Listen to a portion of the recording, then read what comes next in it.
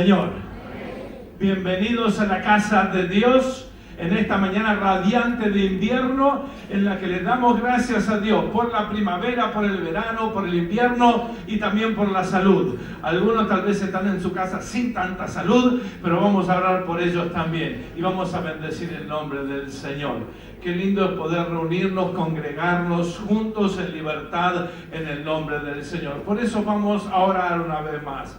Y vamos a decirle, Señor, queremos dedicarte todo lo que vamos a hacer en esta mañana, cada palabra, cada lectura, cada canción, sea para la gloria del nombre del Señor. Yo voy a pedir a Roberto Mosquera si él puede pasar acá y vamos a estar orando junto con él. Y vamos a decirle, Señor, te entregamos esta reunión y entregarle nuestras vidas a Él y nuestro corazón para que Él nos hable, Él nos llene. La estructura está un poco cambiada, está todo distinto, pero el Señor es el mismo, hoy, ayer y por los siglos. Gloria a Dios. Roberto. Muy buen día. ¿Qué le parece si nos gozamos en el Señor y le decimos a Él todo lo grande, lo bueno y lo que es para nosotros? Porque por Él es que estamos en esta mañana acá. No hay otra excusa y no hay otra explicación. Engrandecer y darle muchas gracias por lo que Él hace en nosotros. Padre, te damos muchísimas gracias por este precioso día que nos das el privilegio de estar en tu casa para hacer lo que a ti te agrada, lo que a ti te gusta. Que alabemos tu nombre, que reconozcamos tu señorío, tu grandeza, tu amor, tu verdad, tu libertad, tu sanidad. Gracias, Padre, porque en tus tiempos nosotros podemos alcanzar las metas que tanto anhelamos y que tú anhelas. Que nosotros, Señor, podamos salir adelante en todas las cosas de esta vida. Como dice tu palabra, que deseas que seamos prosperados en todas las cosas, así como prospera nuestra alma. Señor, ayúdanos a crecer, ayúdanos a vencer todos esos obstáculos que se presentan y no nos permiten crecer. Pero en esta mañana, Señor, hemos vencido muchos obstáculos. Algunos de problemas de salud, otros problemas de distancia, distintas causas. Pero estamos aquí, Señor, para crecer un poquito más, para exaltar tu nombre, para bendecirte y para agradecerte por lo mucho que haces en nosotros y a través de nosotros. Gracias te damos, Padre, por este día precioso que nos regalas, lleno de salud y de libertad. En el nombre de Jesús, ahora oramos por aquellos que no han podido llegar, Señor. Que tu bendición llegue a tus vidas. Declaramos libertad en este lugar. Declaramos paz de Dios en el nombre poderoso de Jesús, dándote toda la gloria para que tú reines, Señor, en este lugar. En el nombre de Jesucristo. Amén.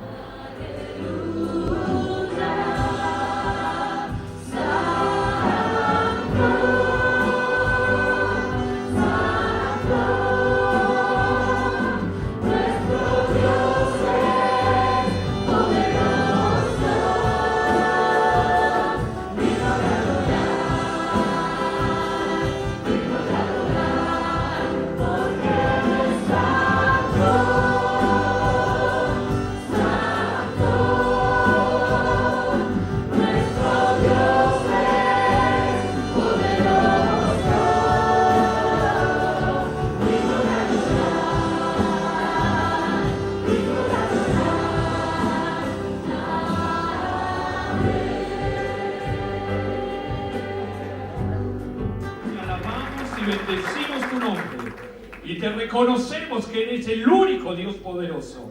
Y qué bueno que podemos estar aquí reunidos y saber que tu Espíritu también va a seguir hablando en nuestras vidas y fortaleciendo nuestros corazones. Señor, prepara nuestras vidas para recibir tu palabra. Oramos en el nombre de Cristo Jesús. Amén. Ocupen sus lugares, por favor.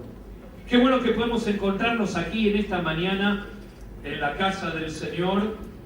En este domingo de invierno, justamente un domingo bastante frío y los chicos de la escuela dominical están de vacaciones, pero el próximo domingo están otra vez ya en actividad, lo mismo que los distintos grupos Faro por la mañana. Un tiempo donde creemos que Dios sigue hablándonos y Dios sigue bendiciéndonos a cada uno de nosotros. En estos días los que han estado habrán visto que esto que está por acá tapado, allí, habla justamente de esta obra. Si usted no lo vio, venga hoy por la tarde.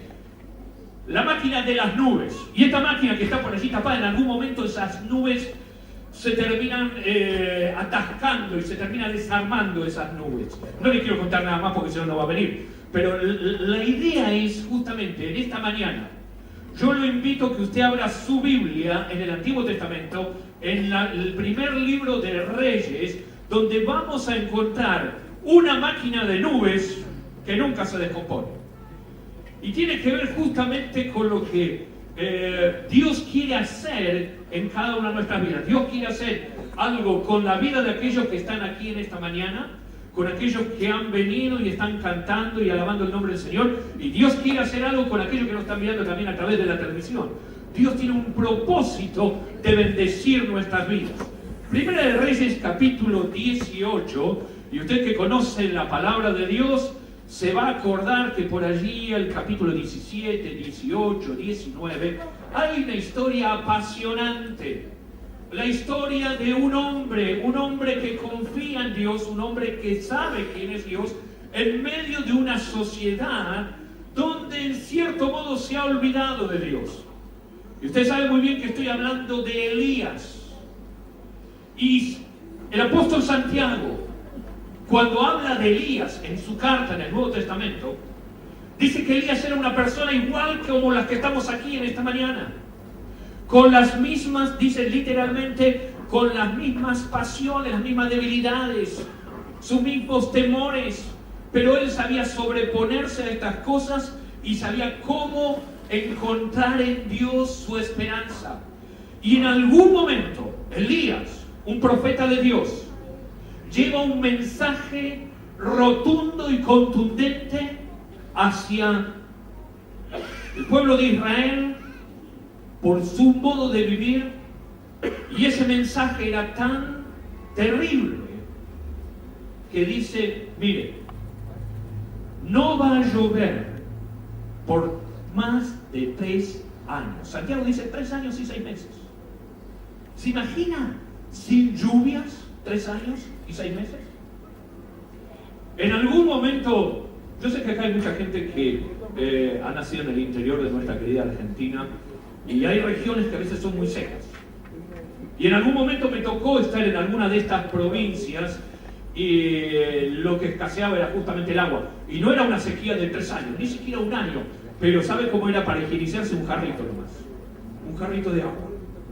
Y uno estamos acostumbrados, vivimos aquí en el Gran Buenos Aires, a orillas casi podríamos decir de este río tan hermoso, el río de la Plata, que nosotros ni somos conscientes de lo que es la falta de agua. No sé cómo te cortan el agua en tu casa, pero si no, uno dice: ay, no llueve, pero igual hay agua. Más o menos, de algún modo tenemos que adaptarnos y acostumbrarnos. Pero en el interior hay momentos de mucha sequía. Y cuando no llueve, empiezan los problemas en la alimentación. Y cuando hay problemas en la alimentación y no hay agua, hay problemas en la salud. Y esto trae enfermedades y trae muerte. Por allí en el capítulo 18, después usted léalo en su casa. En un momento Elías le dice al pueblo, como desafiándolo: ¿hasta cuándo van a estar claudicando? ¿Cuándo van a estar teniendo pensamientos entre 2 corazones, entre 2 ideas? Fíjese lo que Elías lo lleva a desafiar. Si es Dios, si es Jehová Dios, sírvanle. Pero si es Baal, el ídolo que tiene que ver con el paganismo, sírvanle a él, pero decídanse. El gran problema era que Israel no se terminaba de decidir. Y usted conoce, sigue la historia, si no la conoce, lo invito a que lo lea después en su casa. Primera de Reyes, capítulo 18, 19, va a encontrar unas historias maravillosas. Y Dios hace descender fuego allí en la cumbre del monte Carmelo, en medio del altar que Elías había preparado. Y todo el pueblo, dice la palabra del Señor, que reconoce que Jehová es el único y verdadero Dios. Pero yo le invito a leer, después de todo esto, versículo 41. ¿Qué pasó después de esto? Entonces Elías dice acá era el rey, sube, come y bebe, y esto Dios mediante dentro de algunos minutos usted lo va a hacer en su casa también, pero dice, porque una gran lluvia, o una lluvia grande, se oye.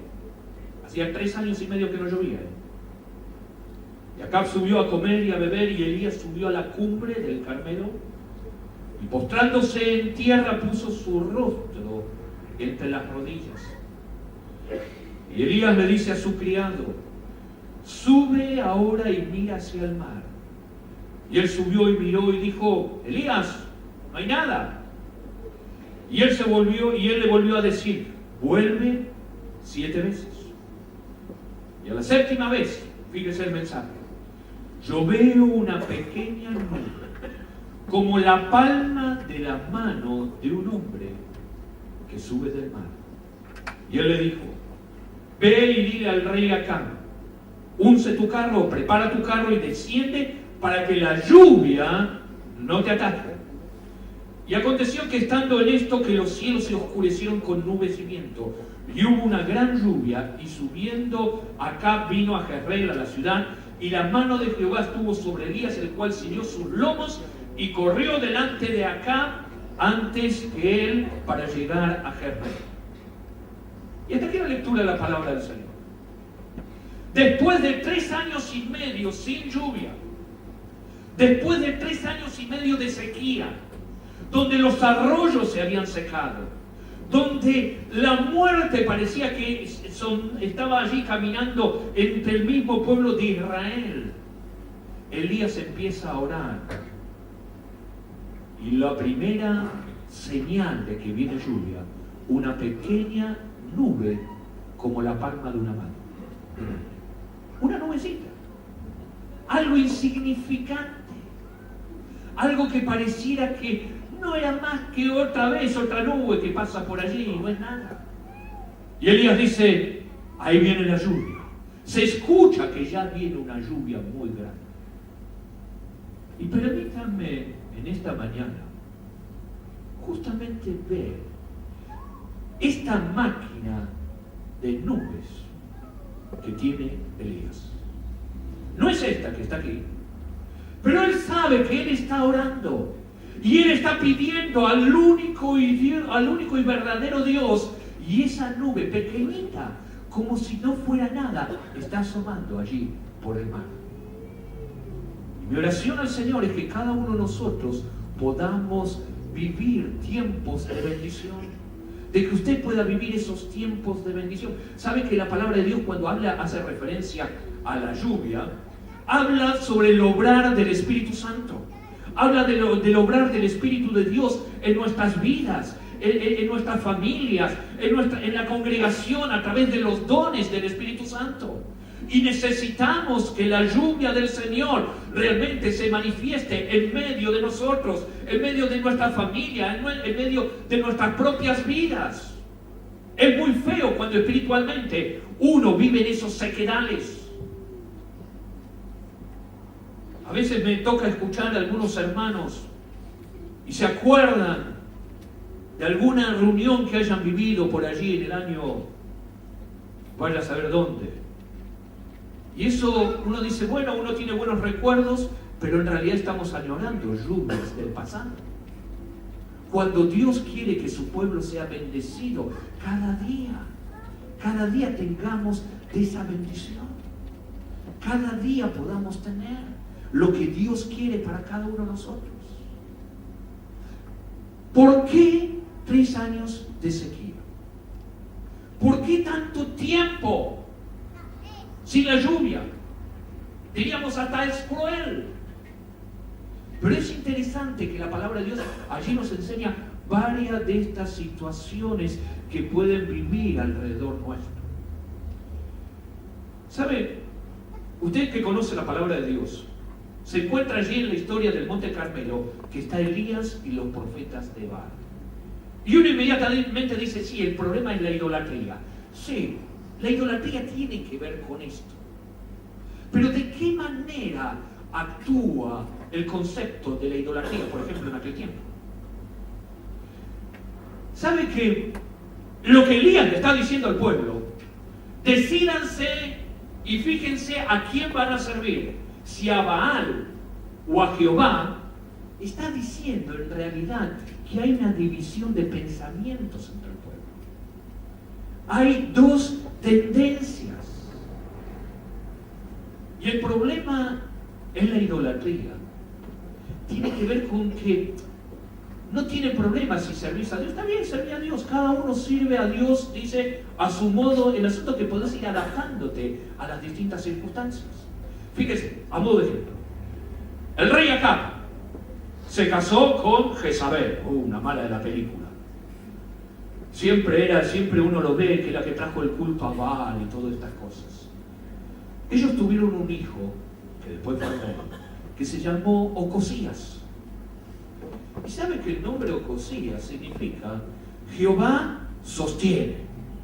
O Jehová respalda. O sea, uno dice, ¿cómo puede ser un matrimonio pagano, sirviendo a idólatras, a los Baales? ¿Cómo puede darle un nombre que tenga que ver con una referencia a Jehová? Porque siempre el concepto viene mezclado. Las aguas se van mezclando. Porque no es, bueno, yo sirvo al ídolo. No, yo sirvo a Dios y de a poquito también puedo ir sirviendo a otros dioses. Fíjese, en la historia de la iglesia, allí por el año 200 de nuestra era, después que los apóstoles ya murieron, comienza la iglesia primitiva a avanzar y a crecer, a cumplirse la promesa de Dios diciendo: y me seréis testigos hasta lo último de la tierra. Y esos 120 que estaban en el día de Pentecostés, de golpe se multiplicaron en distintos lugares. Pero allí en el segundo siglo comienza una persecución hacia la iglesia, hasta llegar hasta el año 300, donde es lo peor que usted se pueda imaginar. Usted cuando ve las imágenes de Roma, el Coliseo romano, donde muchas veces se ha escuchado que se tiran los cristianos allí hacia las fieras, en realidad surge en esa época. Pero ¿por qué se empieza a perseguir a los creyentes en esa época? ¿Por qué causa? ¿Cuál fue la razón? ¿Sabe? El imperio romano estaba en decadencia. Entonces surgieron distintos emperadores tratando de resurgir de las cenizas el esplendor del imperio romano. Y entonces ellos decían: la causa de que el imperio está cayendo es que hemos olvidado a los dioses de nuestros antepasados. Entonces tenemos que volver a orar a los dioses de nuestros padres. ¿Y saben qué establecieron? En las distintas esquinas de Roma y de cualquier ciudad que formaba parte del imperio romano, distintos puntos religiosos. ¿Vio cómo a veces andando por nuestra ciudad usted encuentra en las distintas esquinas ciertas construcciones? Bueno, similar. Pero la diferencia era que había un funcionario del gobierno sentado en una mesa, un soldado romano y un tazón de fundición con unas brasas encendidas. Y era obligación para cada habitante del imperio romano ofrecer un sacrificio a los dioses de antaño. ¿De qué manera? Solamente había un manojito de algunas yuyitos con aromas, así casi, vio como uno toma esos yuyitos para el mate, bueno, algo parecido como eso, pero estaban por allí secos y uno tenía que tomar un montoncito y ponerlos sobre las brasas. Solamente, vio, así como para decir, y sale el humito así como si fuera un saumerio. Eso significaba que usted estaba invocando a los dioses del pasado. ¿Y qué hacía la autoridad que estaba allí sentada? Le daba un certificado que se llamaba libellus, Entonces, si alguien lo paraba en la calle y le pedía su documentación o le pedía lo que sea, usted presentaba ese libro y no se decía, sí, muy bien, usted cumplió. ¿Qué hacían los cristianos? ¿Qué haría usted? ¿Qué harías vos? ¿Qué haría ese cristiano que nos ve a través de la televisión? ¿Qué haría yo en ese momento? Uno dice, paso, la esquina pongo allí un poquito. Dios conoce mi corazón. Eso simple, ¿sabe qué pasó? Los cristianos dijeron, no, tenemos un único y verdadero Dios. No hay otros dioses. No hay otros dioses, solamente Jesucristo es Dios. Esto fue lo que llevó a centenares de cristianos a morir en el circo romano. No poner solamente unas ramitas allí. Y uno dice, bueno, pero no era nada. Hermanos, el concepto de la idolatría. Yo sé lo que dice el Salmo 115, y usted lo conoce muy bien. Hablando sobre las imágenes, sobre las figuras de talla. Dice, tienen ojos, ¿y qué pasa? Y no ven. Tienen oídos, ¿y qué pasa? No oyen. Tienen pies, y no caminan. Tienen manos, y no palpan. Y habla literalmente de lo que es solamente una figura de yeso, de cerámica, de hierro, de madera, no importa el material. Pero es solamente una figura. Y la misma Biblia dice, no solamente ese ídolo, esa imagen es figura de algo que no tiene vida, sino que los que confían en ellos son similares. ¿Sabe lo que está diciendo? Que si mi confianza está puesta en ese material, yo puedo tener ojos y estar ciego, puedo tener oídos y estar sordo, puedo tener boca y estar mudo, puedo estar paralizado, porque estoy insensible al propósito y al plan de Dios.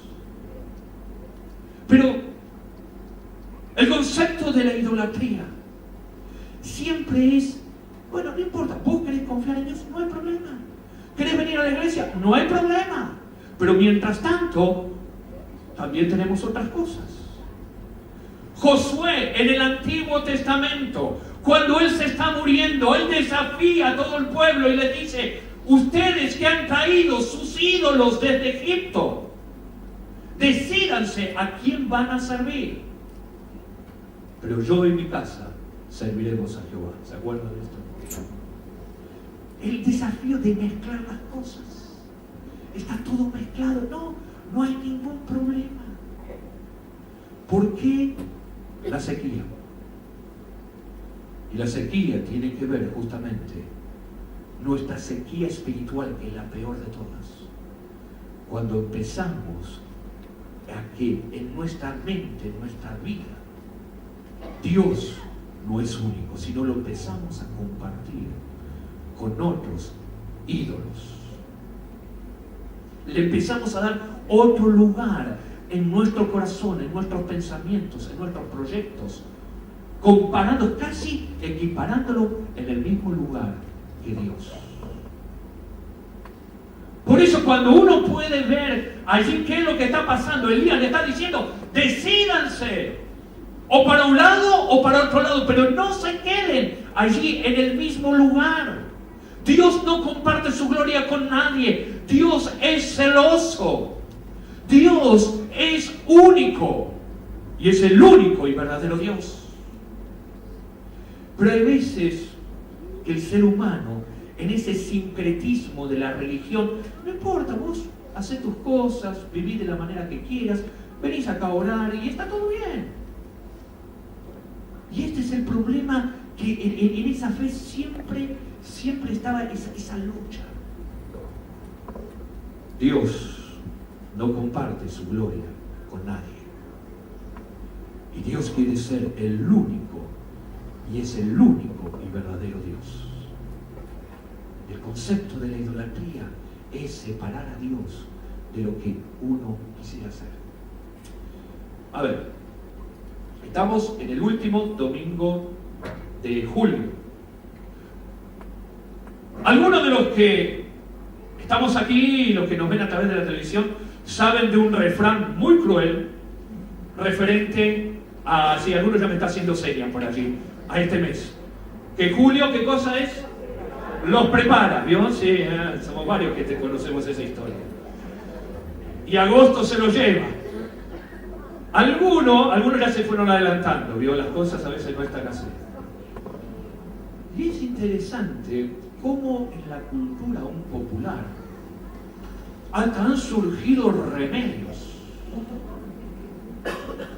Veo que algunos, quiero pensar en su vieja vida, que haya participado de esos remedios espirituosos. Entonces, el último día de julio, para no sea cosa que en agosto te vengan a buscar, se hacen allí algunas recetas con ruda y no sé cuánto más. Y venimos a la reunión de oración igual, claro. Y ponemos en el buzón de las peticiones también. Sí, claro. Por las dudas quedamos bien con todos. Hermanos, ahí es donde está el peligro. Ahí es donde está el peligro. Los hermanos que vienen del norte de nuestra Argentina, allí en la zona del noroeste, en esta semana también se va a estar celebrando la fiesta de la Madre Tierra, la Pachamama. ¿Dónde cuál es el culto? No, se vuelca con la tierra nomás. Es solamente es un modo de gratitud a la Madre Tierra. Uno dice, sí, es reconocer la naturaleza, la madre naturaleza, y un montón de cosas más. Culturalmente, lo estudiamos en el colegio, lo sabemos. Pero hermanos, hay un único y solo Dios, y es nuestro Señor Jesucristo. El pueblo de Israel tenía ese problema.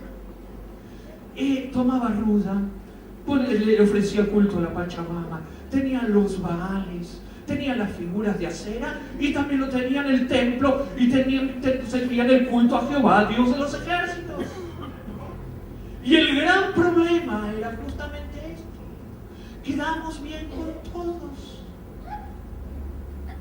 Y el pueblo empezó a vivir una sequía, donde la economía se hundía, los cultivos, imagínense 3 años y medio de sequía. ¿Qué puede sembrar?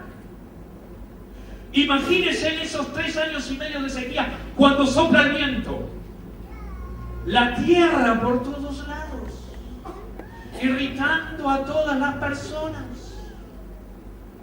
El que tiene oídos oiga. Hermanos, cuando vivimos en sequedades espirituales, donde solamente vivimos recuerdos de lo que pasó hace tanto tiempo atrás, cuando solamente nos acordamos de las lluvias de otro tiempo, nos volvemos irritables, porque cualquier polvareda, cualquier viento que sopla, levanta todo ese polvo, ese sequedal, y nos enfermamos, y vivimos en el pasado. Por eso, cuando uno puede ver a la luz de la palabra de Dios lo que le tocó vivir al pueblo de Israel, hermanos, el concepto del paganismo, el concepto de tener otros dioses, no solamente tiene que ver con las figuras de madera, de hierro, de piedra o como usted las llame. A veces el concepto filosófico de nuestra sociedad, lo que se te vende continuamente a través de la televisión, el materialismo, eso puede llegar a ser un ídolo también. Cuando lo único que tenés en mente, lo que tenés que cambiar, lo que tenés que hacer algo nuevo, tenés que tener algo mejor que el otro, eso termina siendo un ídolo, pero terrible en nuestras vidas. Jesús dijo allí en Mateo capítulo 6 en el Sermón del Monte: no podemos servir a Dios o a las riquezas. En el original es más fuerte, a Mamón. Habla del Dios dinero. No es un ídolo, no es así una figura, pero termina siendo un concepto tan arraigado dentro de nuestras mentes. Y es casi lo mismo como si solamente tiráramos unas hierbas arriba de las brasas y dicen, no es nada. Hermanos, necesitamos que la lluvia del Señor descienda sobre nuestras vidas. Y no ocasionalmente, sino cada día podamos tener ese concepto. Señor, necesitamos de tu bendición. Necesitamos, si tú no nos bendices, no vamos a ningún lado. El culto a los dioses paganos era tan terrible, pero tan terrible, que, miren, el Salmo 106, versículo 3, va a mostrar un texto que creo que ninguno de nosotros lo tiene subrayado en la Biblia, pero en realidad va a mostrar qué era lo que pasaba con ese concepto de decir, bueno, quedo bien con Dios y los demás. Salmo 106, versículo 3. Y para aquellos que somos padres, tal vez nos golpee diferente. Tal vez nos empiece a sacudir este versículo de otra manera. Porque aquí en este verso de la palabra del Señor, Salmo 103, versículo 3, dice: sacrificaban a sus hijos y a sus hijas, a una palabra que ni la queremos en nuestros hogares, pero que dice allí, a los demonios. Sacrificaban sus hijos y sus hijas a los demonios. Hermanos, todo concepto que tiene que ver con la idolatría, ya sea en nuestra mente, ya sea en lo que apreciamos, ya sea con una figura que podamos aún venerar, hermanos, está relacionado con el mundo de los demonios. Y uno dice, ¿qué es lo que allí está pasando? ¿Por qué de esta manera? Le invito a abrir sus Biblias, Deuteronomio.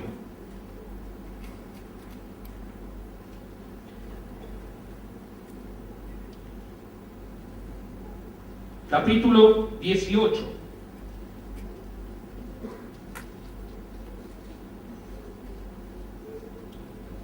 Versículo 10 dice así la palabra del Señor.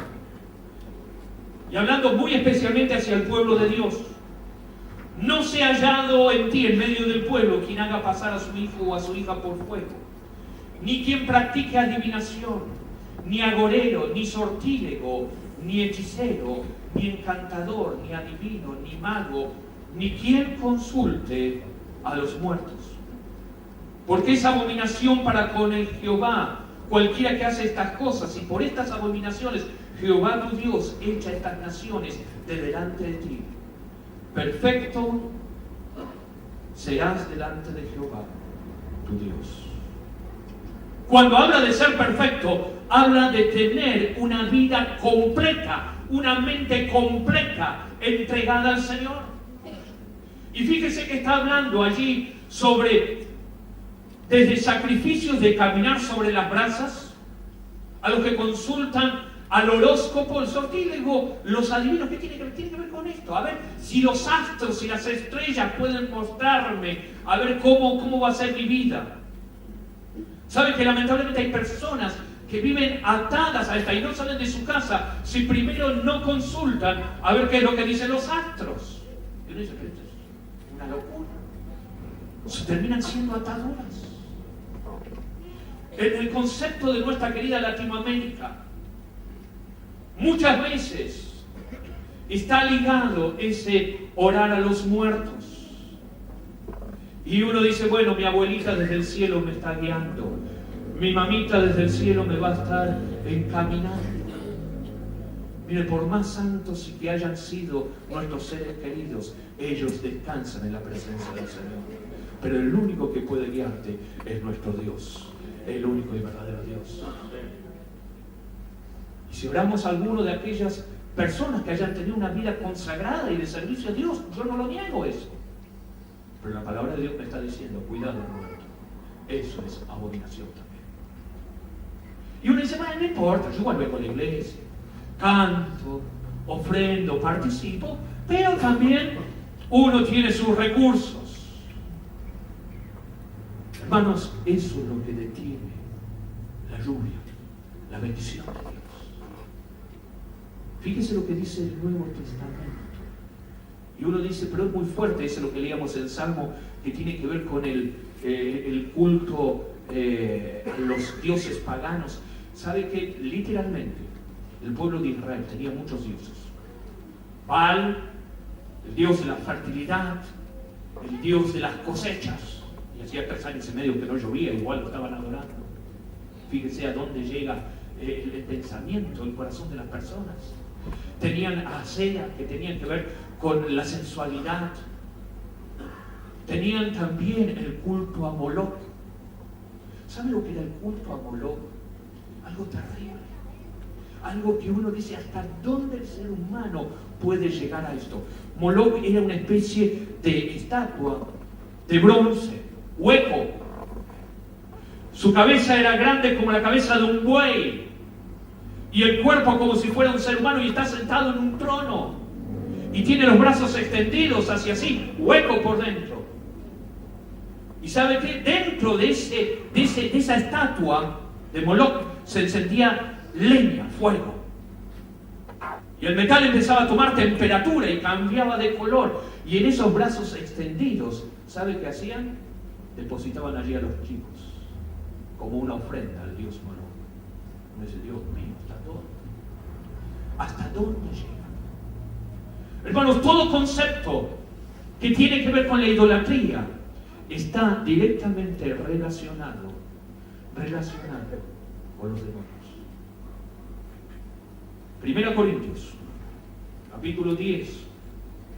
Algo interesante que el apóstol Pablo allí está escribiendo, realmente inspirado por el Espíritu Santo, en una ciudad tan terrible y tan difícil como es Corinto, con todos sus cultos y todo el paganismo y todo el politeísmo, toda la cantidad de dioses y el sincretismo, donde las distintas doctrinas y religiones se adaptan entre sí. Y fíjese lo que dice el versículo 11, no le voy a leer todo el capítulo, después usted léalo en su casa. Y hablando sobre la historia del pasado del Antiguo Testamento, dice, y estas cosas les acontecieron como ejemplo y están escritas para nosotros, o sea, nosotros también en este tiempo, la palabra de Dios del Antiguo Testamento, a quienes han alcanzado los fines de los siglos. Así que el que piensa estar firme, dice la palabra del Señor, mire que no caiga. Y fíjese el versículo 13, muchas veces lo conocemos, dice, no os ha sobrevenido ninguna tentación que no sea humana, pero fiel es Dios, que no os dejará de ser tentados más de lo que podéis resistir, sino que dará también juntamente con la tentación la salida para que podáis soportar. Por tanto, amados míos, dice la palabra del Señor allí, huid de la idolatría. Y muchas veces tomamos estos versículos y decimos, hermanos, ante la tentación no te desesperes, Dios te va a dar la salida. Y yo creo que es así, hermanos, la palabra de Dios lo está diciendo. Pero en el contexto que está diciéndolo aquí, está también diciendo, hermano, no te desesperes en medio de los problemas. No busques otra solución en otros lados. Que Dios también te va a dar la salida. Fíjese que habla de la idolatría. En nuestra querida Latinoamérica, cuando uno puede ver la cantidad de figuras que tratan de divinizar aún los seres humanos, cada uno de ellos tiene su culto. Entonces, si el que tiene algún problema de la vista, hay alguna figura, hay algún santo que es especial para esos casos. El que busca novio o novia, también sabe dónde tiene que ir a buscar. Veo que esa sonrisa, alguno de ustedes ha ido a alguna de estas figuras. Si buscas paz, pan y trabajo, también sabes a dónde ir a buscar.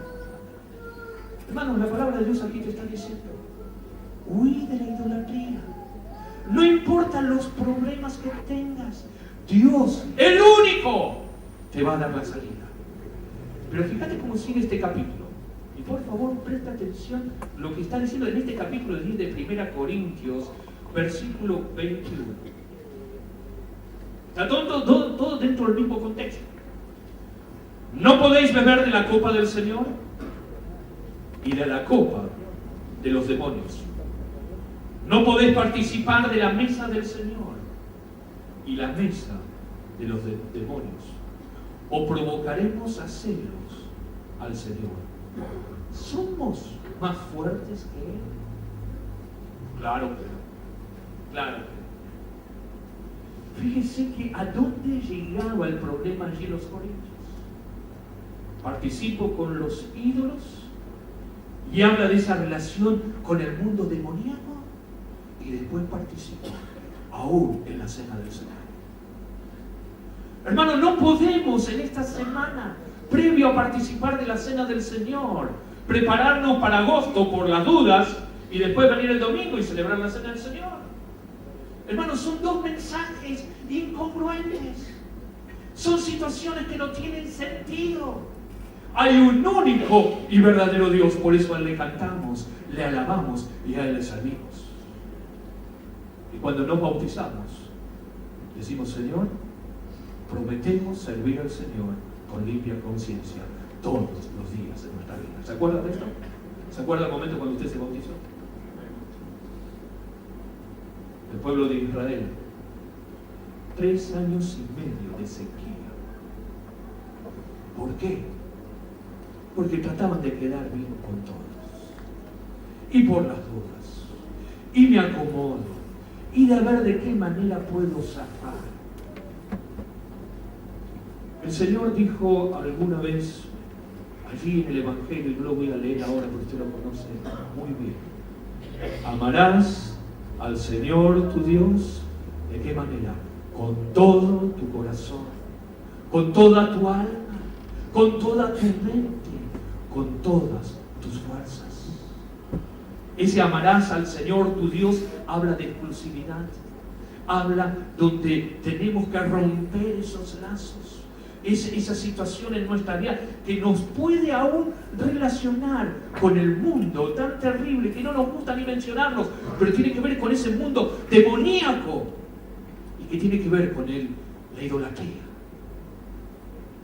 Y esa idolatría, ya usted se habrá dado cuenta, es muy sutil, se adapta, se acomoda a su necesidad, se acomoda a sus costumbres, se acomoda a la sociedad. Le dice: no hay problema, seguí viniendo a la iglesia. Lee la Biblia, pero también por las dudas compartimos las demás cosas. Cuando el pueblo de Israel se dio cuenta que solamente Jehová es Dios, que solamente el Señor es Dios, que solamente nuestro Señor Jesucristo es Dios, ¿sabe qué? Elías dice: veo una nube chiquita, como la palma de una mano, chiquita, pero una gran lluvia viene. Yo le invito a que se ponga de pie.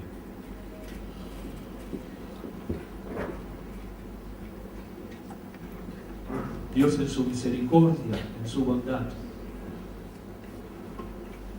nos dice en su palabra que es quien cambia los desiertos y sequedades en tierra cálida. Dios cambia esa miseria espiritual, esa ruina espiritual en un jardín de bendición. En el Antiguo Testamento, en el libro de Zacarías, en el capítulo 10, el primer versículo, nos hace una sugerencia de cómo aún tenemos que orar. Y dice: pedid al Señor que envíe la lluvia tardía. Que envíe esa lluvia. ¿Sabe? Antiguamente las lluvias se dividían entre la temprana y la tardía, las lluvias principales. La temprana era para sembrar, para poder sembrar. Y aquí hay algunos que vienen desde el campo. Y la tardía tenía que ver con que ese grano o esos frutos puedan desarrollarse. Y escatológicamente, viendo los sucesos que están pasando a nuestro alrededor, estamos viviendo los tiempos finales. Pero Dios no quiere que vivamos en sequedades, en desiertos, donde la tierra corre por todos lados, sino que su vida sea una vida de bendición. El Señor dice: el que cree en mí, como dice la Escritura, de su interior correrán ríos de agua de vida. ¿Qué quiere decir eso? No solamente usted va a ser bendecido, sino también los que lo rodean. ¿Por qué? Porque usted está creyendo en el único y verdadero Dios. Pedid lluvia en la estación tardía. Y permítanme en esta mañana, los he invitado a que se pongan de pie, pero estamos ante la presencia del único y verdadero Dios. Yo creo que el Espíritu de Dios está en este lugar. Yo creo que la presencia de Dios está en este lugar. Pero así como estamos de pie, podamos reconocer a nuestro Dios y decirle: Señor, en esta mañana yo quiero reafirmar mi compromiso contigo. Yo quiero reconocer que tú eres el único y verdadero Dios. Yo quiero que esa lluvia realmente llegue a mi vida. Si hace tiempo que está entre sequedades, tal vez es un tiempo para pensarlo, analizarlo y ver qué es lo que impide que esa máquina de nubes funcione y llegue a su vida. Que realmente en este tiempo uno pueda decir: Señor, envía tu lluvia, necesitamos tu lluvia. Oramos. Padre, en el nombre de Jesús, estamos aquí reunidos, Señor. Oh Señor, qué bueno que es estar en tu presencia. Señor, es tu Espíritu quien habla en nuestras vidas, es tu palabra que es viva y es eficaz. Señor, esa palabra nos pone al descubierto, nos habla hasta lo más profundo que hay en nuestra vida, en nuestro ser. Señor, eres tú quien cambias el desierto en jardines. Eres tú quien quitas esos sequedales cuando envías de tu lluvia, Señor. Señor, tu palabra nos dice: pedid al único y verdadero Dios que envíe esa lluvia. Señor, necesitamos de tu presencia. Señor, necesitamos de esa lluvia. Señor, necesitamos, Señor, que esa lluvia se derrame en nuestras vidas. Señor, el polvo muchas veces puede ahogarnos. Señor, podemos estar allá casi desahuciados, con hambre, con sed. Pero, Señor, necesitamos de tu gracia, de tu bendición. Señor, tú conoces, tu Espíritu escudriña lo profundo de nuestra vida. Tú conoces lo interior, todo, Señor. Pero, Señor, si estamos aquí en esta mañana es porque buscamos y dependemos de ti.